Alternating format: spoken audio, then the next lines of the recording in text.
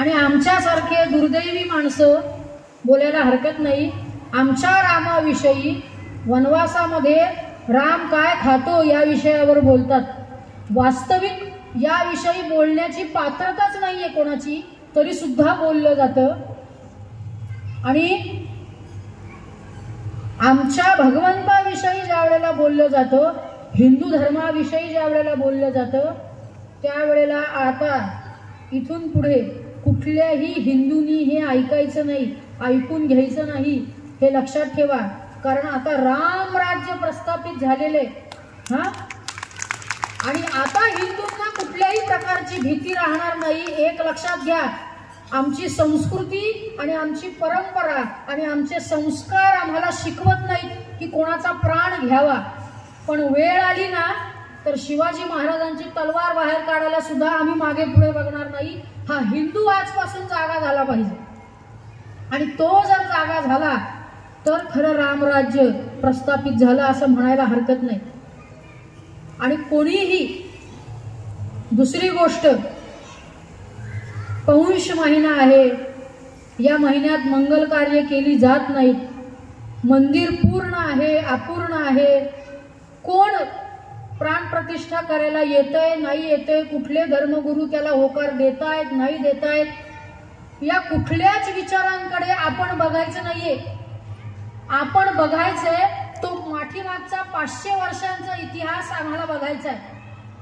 तो इतिहास जर आम्ही बघितला ना तर आमच्या असं लक्षात येईल की राष्ट्रीय स्वयंसेवक संघाने जे आंदोलन निर्माण केलं त्याच्यामध्ये जे कारसेवक आणि स्वयंसेवक यांचे प्राण पणाला लावून ती लोक लढली.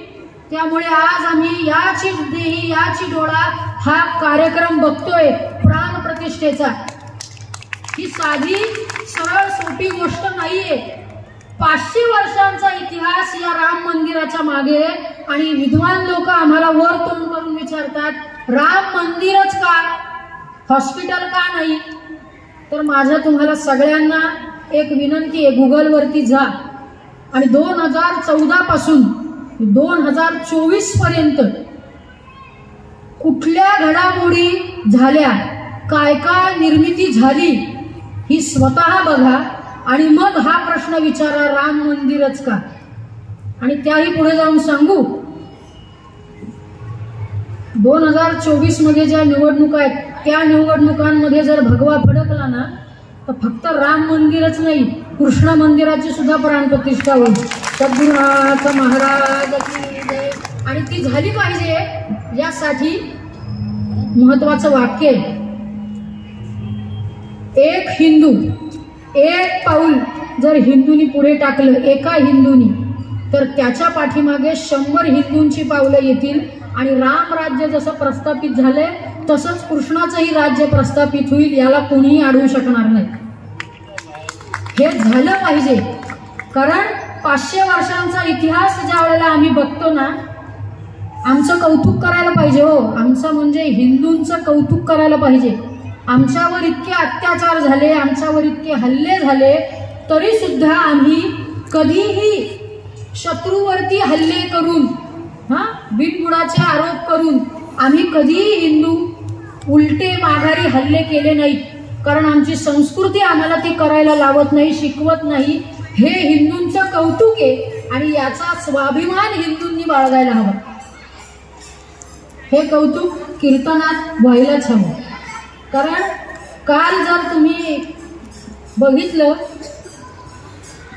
पंतप्रधान जे आहेत, आख्यानामध्ये मी उल्लेख करणारच आहे, 11 दिवस त्या माणसानं अन्न पाणी घेतलं नाही, जमिनीवरती ते झोपलेले. कशासाठी? माझ्या रामाची प्राण प्रतिष्ठा मला करायची. मग विरोधक काय म्हणतील, त्यांना काय म्हणायचे, मला त्या बाबतीत घेणं देणं नाही. माझं एकच ध्येय आहे, ते म्हणजे माझ्या रामलल्लाची प्राण प्रतिष्ठा होणं. ते काम त्यांनी केलं. आणि दुसरी गोष्ट लक्षात घ्या, मी कुठल्याही पक्षाची आहे म्हणून बोलते अशातला भाग नाही. एक सुजाण नागरिक आणि अभ्यासू कीर्तनकार म्हणून बोलतीये असं सगळ्यांनी लक्षात घ्या. या अगोदर म्हणजे 2014च्या अगोदर ज्यांच्या हातामध्ये सत्ता होती ते हे काम करू शकत होते, पण त्यांनी हे काम केलं नाही. म्हणून ज्या वेळेला 2014 पासून भगवा फडकला आणि हे काम झालं, हे सरळ आहे. कोणाला राजकारण करायचे, कोणाला मतांसाठी काम करायचे याच्याशी घेणं देणं कोणालाही नाही, पण हे काम झाले हे महत्वाचं. हे काम होणं गरजेचे आणि हे काम झालंय हे महत्वाचे. याच्याकडे बघा, 2024ला भगवा फडकेल नाही फडकेल, पण आज भगवा जो फडकलाय ना तो जोपर्यंत सूर्य आणि चंद्र आहे तोपर्यंत फडकेल यात शंका नाही. हे महत्वाचे आणि म्हणून